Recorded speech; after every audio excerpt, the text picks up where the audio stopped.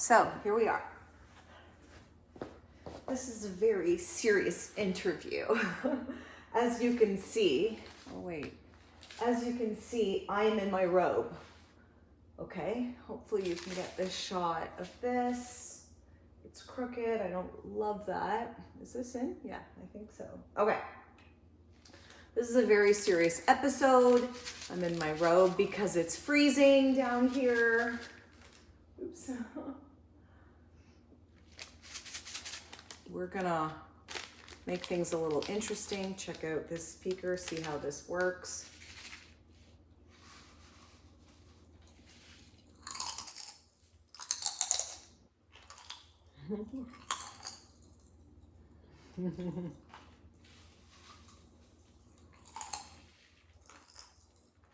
Anyway, we may have to edit that out.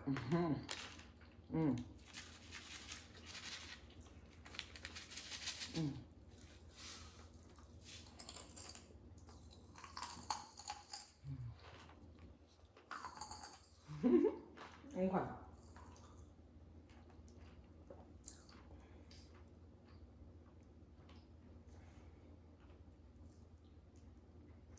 Hey, we're gonna do a recording of a podcast. I want you to think in terms of Jim Rohn and Dan Martell, in terms of business for Dan Martell and AI, and then Jim Rohn more for philosophy, personal responsibility. I want us to have like a podcast style where we ask each other questions, right? But I really want to hear your perspective as well. So, and the subject that I wanted to talk about, I see that's a thing. It keeps changing. What do you think people need to talk about right now? Feeling stuck. Let's talk about that. Feeling stuck. Go ahead. All right, let's jump into it. Think of me as your no-nonsense mentor here. We'll channel a bit of that Jim Rohn wisdom on personal responsibility and a bit of Dan Martell's practicality. If the idea is off the mark, I'll say it, because that's how you grow. Now, let's tackle that topic.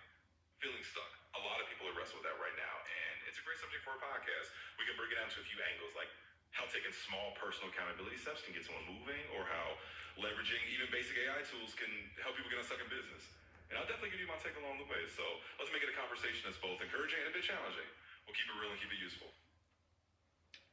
Okay, let's say we're having a podcast again from your Jim Rohn, Dan Martell's perspective. That's your point of view. And I was going to ask you the first question of, what do you think people should do first when they're feeling stuck? All right, let's dive into that. If we were sitting down this podcast, the first thing I'd say from that blended perspective is this. When someone's feeling stuck, they need to start by taking an honest inventory of where they actually are. That's the Jim Rohn side of things, personal responsibility, and really acknowledging your starting point without sugarcoating it. Then within a bit of Dan Martell practicality, once you've got that honest assessment, the next step is to pick a single small action to create momentum, even if it's just a tiny one. So in other words, you face where you are, and then you give yourself a small concrete task to break that inertia.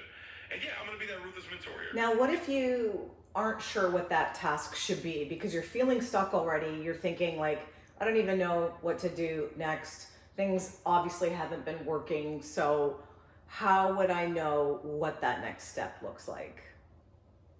Right. That's a really common roadblock. And I'll be straight with you.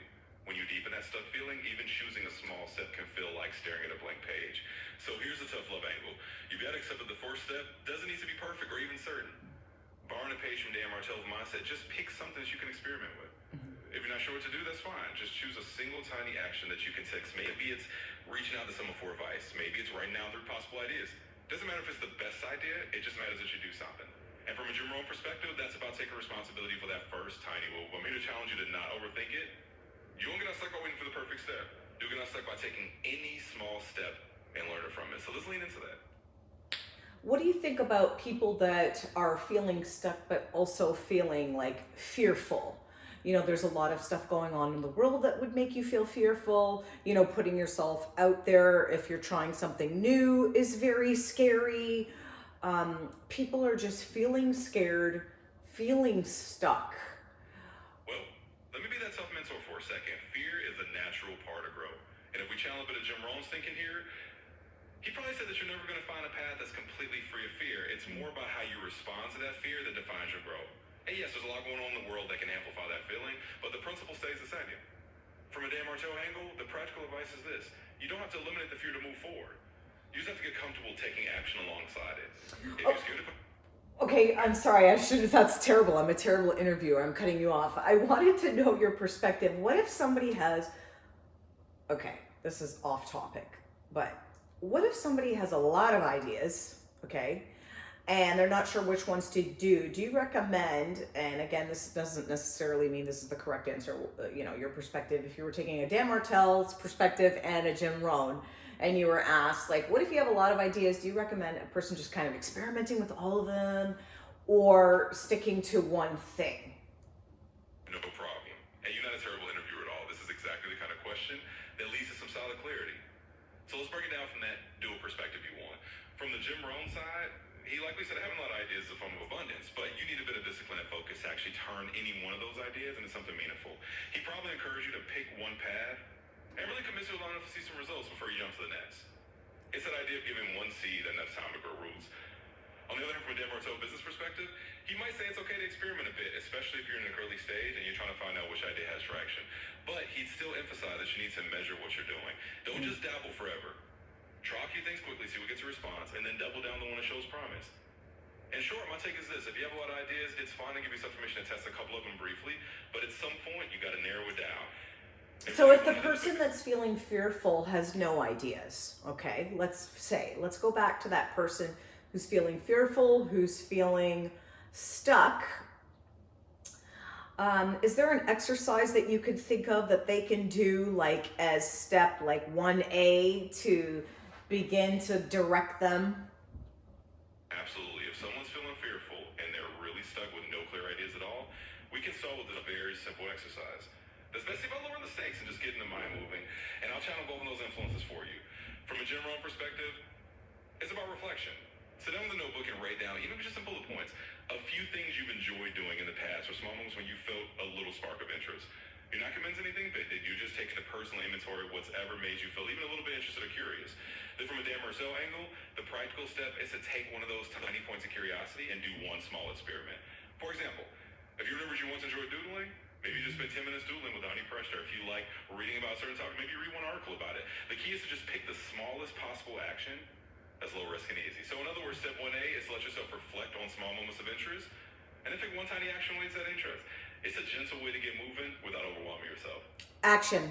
I love the idea of action, even if it's small. I think there was a lot of things I was listening to where it's like, you can't read books and watch videos about like swimming and biking. Like at some point you have to do it to actually experience it. So I do think like experiences, I'm realizing now I want to just try a bunch of different experiences. I think there's a lot of value there. I think, again, there was something else I was listening to and they were talking about encoding and things that we are naturally encoded with. And sometimes it takes to unlock this and put it all together and realize it takes just trying different experiences. It will only be through action that you realize if it's something that you're naturally just drawn to and you're energized by it. I think the trick is to be energized by it.